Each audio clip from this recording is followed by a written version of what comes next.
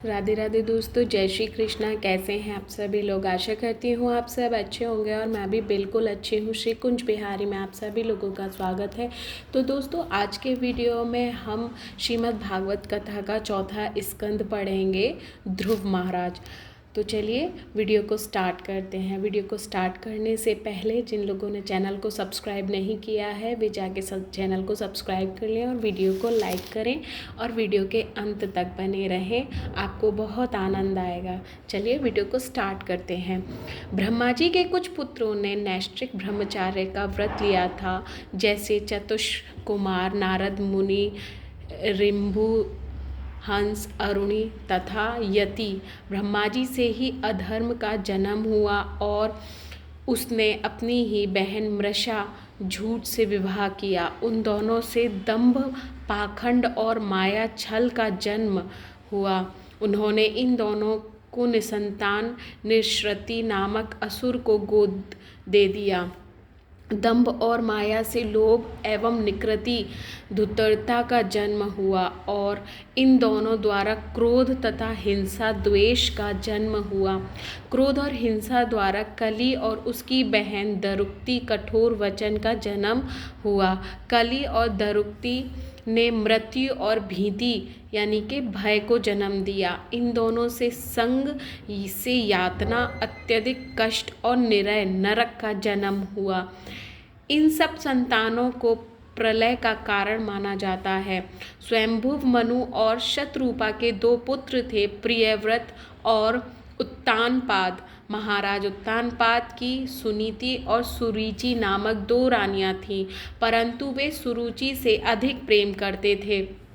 एक दिन महाराज उत्तानपाद सुरुचि के पुत्र उत्तम को अपनी गोद में बैठाकर उसे पुचकार सहला रहे थे। यह देखकर सुनीति का पुत्र ध्रुव भी अपने पिता के गोद में चढ़ने का प्रयास करने लगा, परंतु राजा ने उस पर अधिक ध्यान नहीं दिया। यद्यपि राजा अपने दोनों पुत्रों से समान प्रेम करते थे, सुरुचि की उपस्थिति में वे उसकी प्रसन्नता के अनुरूप व्यवहार करना चाहते थे।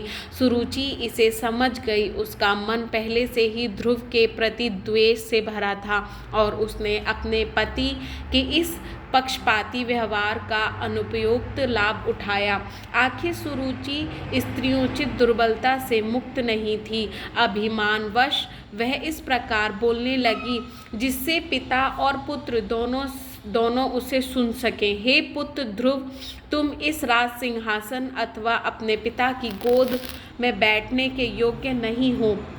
हालांकि तुम भी राजा के ही पुत्र हो, परंतु तुमने मेरे पेट से जन्म नहीं लिया। पिता के गोद में बैठने के लिए यही तुम्हारी अयोग्यता है। शायद तुम अपने पिता की दो रानियों के बीच भेदभाव से अनजान हो, परंतु मैं तुम्हें बता दूं कि पिता की गोद प्राप्त करने के लिए तुम्हारे प्रयास अनंतः विफल रहेंगे। यदि तुम सिंहासन पर बैठने के लिए इतने इच्छुक हो तो तुम्हें पहले तपस्या द्वारा भगवान नारायण को प्रसन्न करना होगा।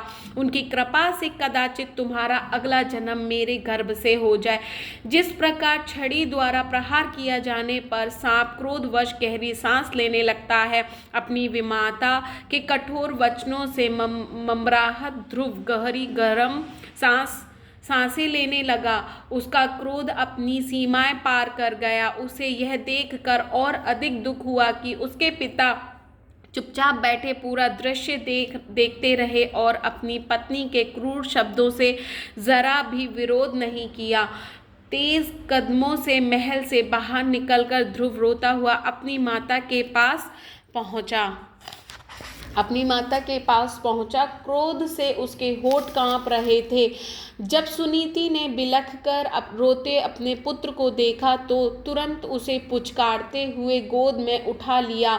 जिन दासियों ने सुरुचि के क्रूर शब्दों को प्रत्यक्ष सुना था, उन्होंने सुनीति के पास आकर सारा हाल कह सुनाया। सुनीति का मन दुख की पीड़ा से संतप्त हो उठा। उसके लिए यह अपमान असहनीय था और वह मानो जंगल की अग्नि में फंसे पशु के समान जलने लगी। रह रहकर अपनी सौत के शब्दों पर विचार करते हुए सुनीति का कमल जैसा सुंदर मुख निस्तेज हो गया और उसकी आंखों से आंसुओं की धारा बह निकली। उसकी श्वास गति तेज हो गई और एक क्षण ठहर कर वह विचार करने लगी कि इस परिस्थिति से क्या किया जाए। कोई उपाय न देखकर अनंततः उसने कहा, ध्रुव, तुम दूसरे के अहित की कामना मत करना, क्योंकि जो व्यक्ति दूसरों को कष्ट देता है वह स्वयं कुछ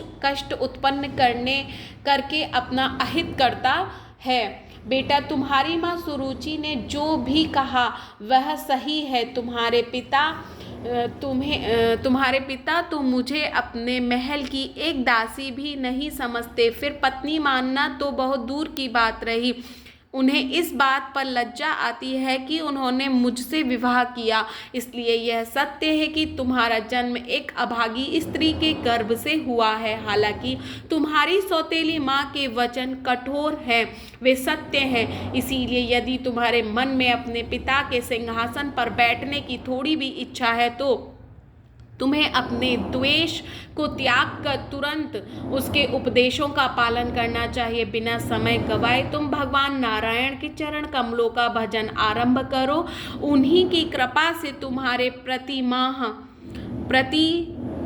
प्रपितामह ब्रह्मा जी इस सृष्टि की रचना कर पाते हैं। उसी प्रकार तुम्हारे दादाजी स्वयंभु मनु ने भी भगवान की आराधना करके ही समस्त भौतिक सुख एवं परम मुक्ति प्राप्त की थी। हे पुत्र, भक्तों के प्रति भगवान का हृदय दया से भरा होता है, इसलिए तुम उन्हें ही अपना हृदय में धारण करो और एकाग्रचित्त से उनकी भक्ति में संलग्न हो जाओ। तुम्हारी व्यथा को दूर करने के लिए मुझे भगवान के अतिरिक्त अन्य कोई दिखाई नहीं देता। चाहकर भी मैं तुम्हारी सहायता करने में अक्षम हूँ। इसीलिए भगवान के पास जाओ, क्योंकि उनके हृदय में करोड़ों माताओं से भी अधिक ममता भरी हुई है। जब भक्त की सहायता में अन्य सब विफल हो जाते हैं तो केवल भगवान ही सहायता करते हैं। सुनीति के शब्दों पर ध्यानपूर्वक मनन करके ध्रुव ने तुरंत घर त्याग दिया और वन की ओर निकल पड़ा। जब नारद मुनि को ध्रुव के कार्यों तथा उसकी दृढ़ता का समाचार मिला तो वे विस्मित रह गए और वन में बालक से मिलने का निश्चय किया। ध्रुव के सम्मुख प्रकट होकर नारद मुनि ने अपने शुभ हस्तों से उसके सिर पर स्पर्श किया और कहा, क्षत्रियों की यह वृत्ति कितनी अद्भुत है। अपने सम्मान पर हुए हल्के से वार को भी वे सहन नहीं कर सकते। प्रिय ध्रुव, अभी तुम बहुत छोटे हो और तुम्हारी उम्र खेलते खाने की है। चूंकि बच्चों को सम्मान अपमान का अधिक ज्ञान नहीं होता, तुम अपनी सौतेली माँ के कठोर शब्दों द्वारा इतने अपमानित क्यों अनुभव कर रहे हो। वत्स, चाहे उसने तुम्हारा अपमान भी क्यों न किया हो, फिर भी तुम्हें उद्विग्न नहीं होना चाहिए। संसार में अपने पराय का यह द्वंद्व तो भगवान की माया शक्ति का एक ही रूप है। हमारे जीवन में जो भी होता है वह अपने पूर्व कर्मों का फल होता है और इसलिए हमें उसे भगवान की कृपा मानकर स्वीकार कर लेना चाहिए। अपनी माता के निर्देशानुसार तुमने भगवान की कृपा प्राप्त करने हेतु योग्य पद्धति का पालन करने का निश्चय किया है, परंतु मेरे मतानुसार सामान्य पुरुषों के लिए भी वह पद्धति सरल नहीं है। फिर एक बालक के लिए तो क्या कहना, अनेक जन्मों तक प्रयास करने के बाद भी महान ऋषि मुनि इसमें असफल रहे हैं। इसलिए मेरा कहा मानो, अभी तुम घर लौट जाओ। अब जब तुम बड़े हो जाओगे तब तुम चाहो तो ध्यान योग की इस पद्धति को सिद्ध करने का प्रयास कर सकते हो। ध्रुव व्यक्ति के जीवन में जो भी सुख दुख आए उसे उनमें संतुष्ट रहने का प्रयास करना चाहिए। केवल इतना करने से वह अज्ञानता के अंधकार को सरलता से पार कर सकता है। नारद मुनि वहाँ भगवान की इच्छा से आए थे उनका उद्देश्य था ध्रुव को दीक्षा देना, परंतु उससे पहले नारद मुनि अपने शिष्य को अटल निश्चय तथा खरेपन की परीक्षा लेना चाहते थे। गुरु का यही कर्तव्य है। नारद मुनि के उपदेशों को सुनकर ध्रुव ने कहा, हे महामुनि, निश्चित ही आपके उपदेश भौतिक जीवन में व्यतीत लोगों के लिए हितकारी हैं। इनके पालन द्वारा वे मन की शांति प्राप्त कर सकते हैं, परंतु मैं पूरी तरह अज्ञानता में डूबा हुआ हूँ और इसलिए आपके ये उपदेश मेरे हृदय तक नहीं पहुँच रहे। मैं जानता हूँ कि आपके उपदेशों को न मानना दुष्टता है, परंतु चूंकि मेरा जन्म एक क्षत्रिय परिवार में हुआ है, मैं इसे अपना दोष नहीं मानता। मेरा चित्त एक मिट्टी के घड़े जैसा है, एक बार टूटने पर उसे किसी भी रीति द्वारा पुनः जोड़ा नहीं जा सकता है। अपनी विमाता के तीक्ष्ण बाण जैसे शब्दों से मेरा हृदय छलनी हो गया है।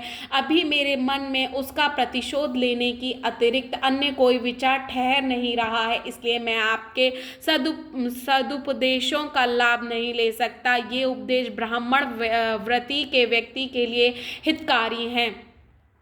मैं एक ऐसा पद प्राप्त करना चाहता हूँ जिसे इस संसार में आज तक किसी ने प्राप्त ना किया हो, मेरे पिता, दादा अथवा परदादा ने भी नहीं। इसलिए कृपया केवल मुझे उसी पद का उपदेश दीजिए जिस पर चलकर मैं अपने इस कठिन लक्ष्य को प्राप्त कर सकूँ। हे नारद जी, आप सूर्य के समान उस सबका कल्याण करने के लिए सर्वत्र विचरण करते हैं। कृपया मुझ पर दया करके इस इच्छा पूर्ति में मेरी सहायता करें। ध्रुव के इस वचन को सुनकर नारद मुनि का हृदय उसके प्रति करुणा से भर आया। उस पर दया दिखाते हुए उन्होंने कहा, तुम्हारी माता सुनीति ने तुम्हें भगवान नारायण की भक्ति करने का उपदेश दिया है। तुम्हारे लिए वही मार्ग सर्वदा उपयुक्त है। यहाँ तक कि धर्म, अर्थ, काम और मोक्ष की आकांक्षा रखने वाले लोगों को भी भगवान की भक्ति करनी चाहिए। व्यक्ति भगवान के चरण कमलों की उपासना समस्त इच्छाओं की पूर्ति करती है। हे वत्स, तुम्हारा मंगल हो। तुम यमुना नदी के तट पर स्थित मधुवन में जाओ। वहाँ रहने मात्र से व्यक्ति